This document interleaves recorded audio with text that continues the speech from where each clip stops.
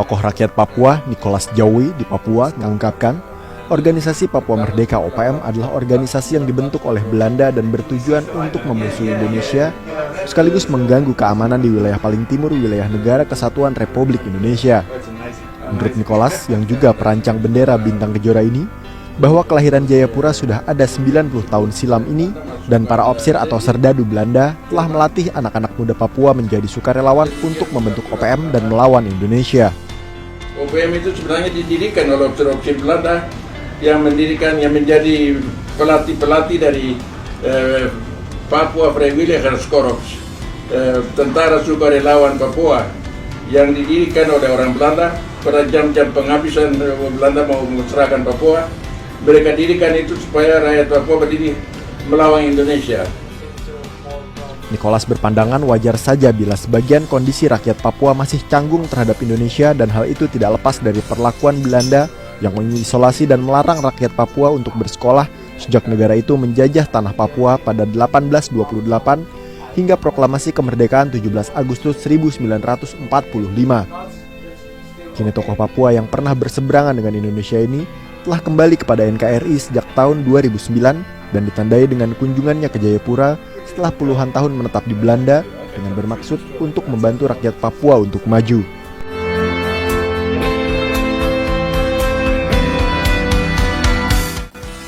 Pertama kali Belanda menguasai Papua itu tahun 1828. Waktu gubernur jenderalnya itu Burggraaf de Gesenius. Itu kita dijajah selama 150 tahun. Kalau kita hitung jumlah itu 357 tahun, tapi rata-rata orang Indonesia kita itu membulatkan jadi dijajah Belanda 350 tahun. Terus kita bertanya, kalau begitu Papua itu dijajah Belanda sejak kapan? Ya 1828 sampai dengan 1963 gitu ya. Itu saya perhatikan sebentar. Berarti Papua itu dijajah oleh Belanda 135 tahun. Dihitung dari 1828 sampai dengan 1963. Itulah sejarahnya. Jadi kalau orang Papua itu dianggap anak tiri, menurut saya keliru.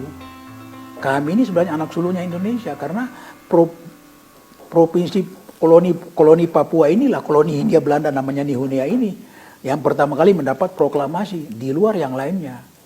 Jadi saya pikir itu menjelaskan bahwa kami adalah bagian sah daripada Republik ini sejak awal. Jadi benar Soekarno, pada saat mereka negosiasi ribut-ribut, dia katakan, yang saya merdekakan itu namanya Hindia Belanda. Hindia Belanda dari mana ke mana? Ya, Hindia Belanda yang dulu dikuasai Belanda itu, ya dari Merauke sampai dengan Aceh, itu wilayah yang dikuasai Hindia Belanda kan. Mana ada Belanda mau kasih merdeka jajahannya kalau tidak ribut berkelahi dengan dia.